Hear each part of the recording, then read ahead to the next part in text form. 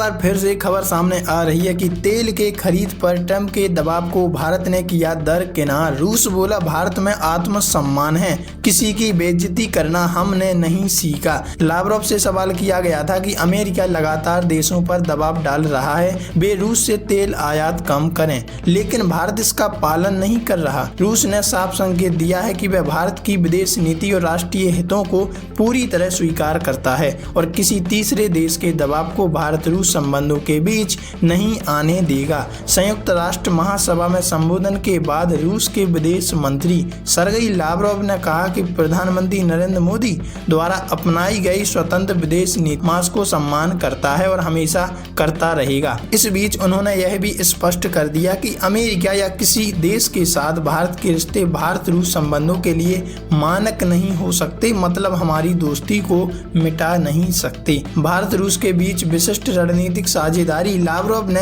संयुक्त राष्ट्र महासभा को संबोधित करते हुए कहा कि भारत और रूस के बीच एक विशिष्ट रणनीतिक साझेदारी है। उन्होंने बताया कि दोनों देशों के बीच उच्च स्तरीय संपर्क लगातार बने रहते हैं। चीन में हाल ही में हुई शंघाई सहयोग संगठन SCO शिखर सम्मेलन में प्रधानमंत्री नरेंद्र मोदी और रूसी राष्ट्रपति व्लादिमीर पुतिन की मुलाकात का जिक्र करते हुए उन्होंने कहा कि पुतिन दिसंबर में भारत की यात्रा पर आ सकते हैं। अमेरिकी दबाव के बावजूद मजबूत रिश्ते। माना जा रहा है कि अमेरिका के साथ भली हमारे रिश्ते खराब होते नजर आ रही हैं इस समय, लेकिन इसके उलट हमारी मजबूत दोस्ती कभी टूट नहीं सकती। लावरोव से सवाल किया गया था कि अमेरिका लगातार देशों पर दबाव डाल रहा है कि वे रूस से तेल आयात कम करें, लेकिन भारत इसका पालन नहीं कर रहा। इस पर रूसी विदेश मंत्री ने कहा कि हम भारत के राष्ट्रीय हितों और मोदी जी की विदेश नीति का सम्मान करते हैं। उन्होंने स्पष्ट किया कि भारत अपनी जरूरतों के हिसाब से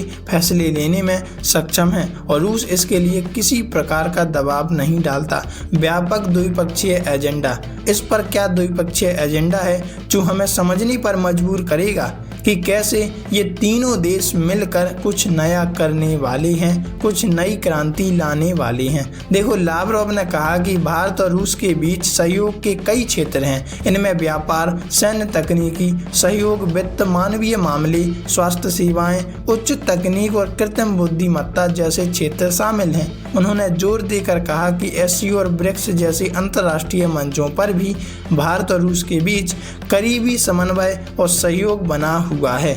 जयशंकर के साथ मुलाकात। संयुक्त राष्ट्र महासभा के 80वें सत्र में इतर। लावरोव ने विदेश मंत्री S जयशंकर से मुलाकात की। दोनों नेताओं ने द्विपक्षीय संबंधों पर चर्चा की और ब्रिक्स देशों के विदेश मंत्रियों की वार्षिक बैठक में भी हिस्सा लिया। इस बैठक की अध्यक्षता भारत ने 2026 के लिए ब्रिक्स के भावी अध्यक्ष के रूप में की। मतलब आने वाले समय में भारत की तेल नीति पर समर्थन।